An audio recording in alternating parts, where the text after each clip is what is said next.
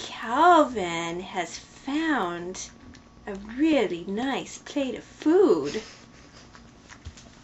And he's really happy. He can totally relate to the 4 little kitties who didn't have to hunt anymore, and instead they got to eat food off of a plate that some really nice hands gave them. Wow, that is so yummy. Calvin's going to eat his food while he listens to the last chapter of Catwings. Why don't you listen too? Catwings, Chapter 4. The next day, when Harriet went to the big stump at the edge of the cow pasture, flying low and cautiously, she found a tin pie plate of meat scraps and kibbled cat food waiting for her. The girl from Overhill Farm was also waiting for her, sitting about 20 feet away from the stump and holding very still. Susan Brown was her name, and she was 8 years old.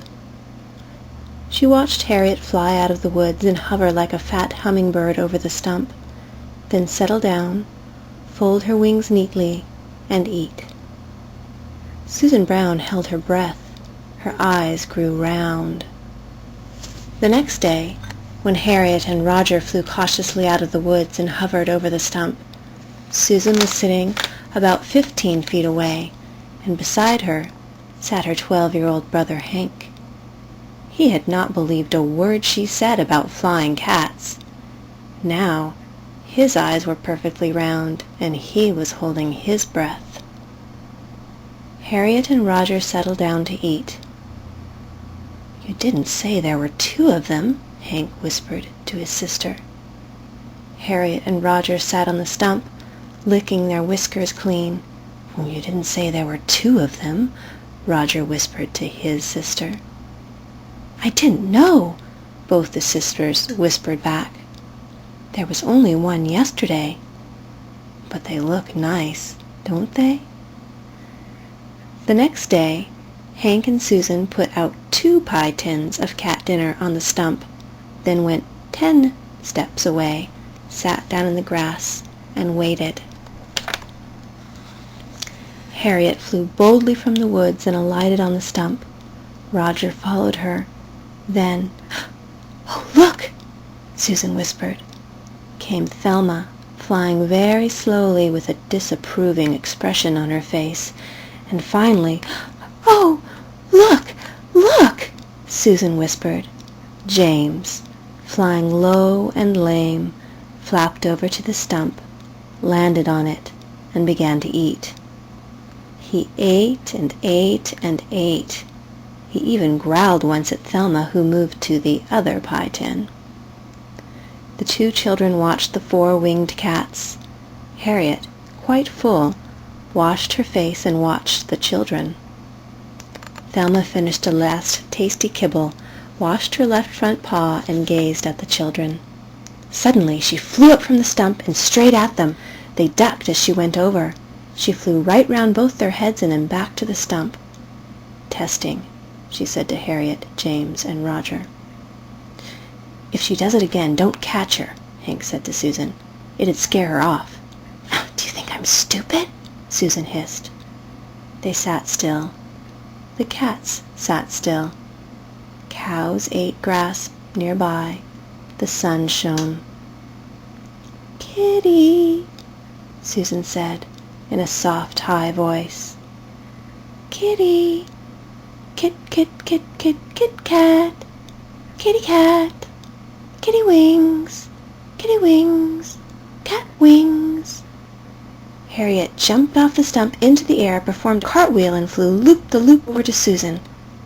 She landed on Susan's shoulder and sat there, holding on tight and purring in Susan's ear.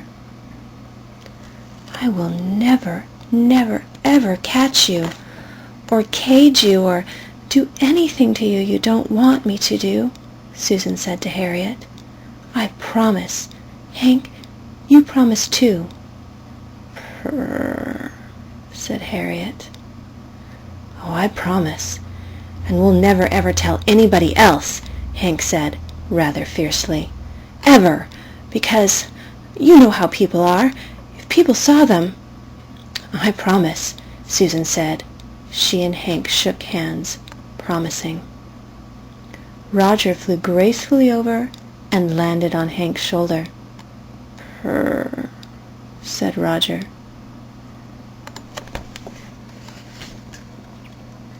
They could live in the old barn, Susan said. Nobody ever goes there but us. There's that dovecote up in the loft with all those holes in the wall where the doves flew in and out.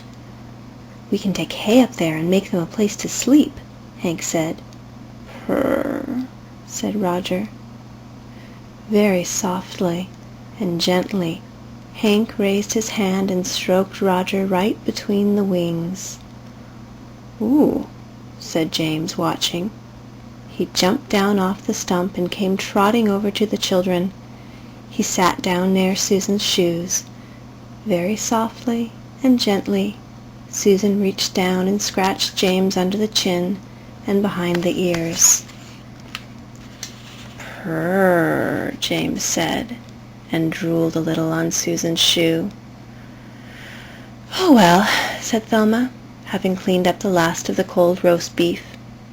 She rose in the air, flew over with great dignity, sat right down in Hank's lap, folded her wings, and said purr, purr, purr.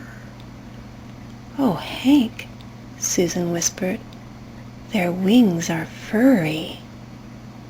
Oh, James, Harriet whispered, their hands are kind.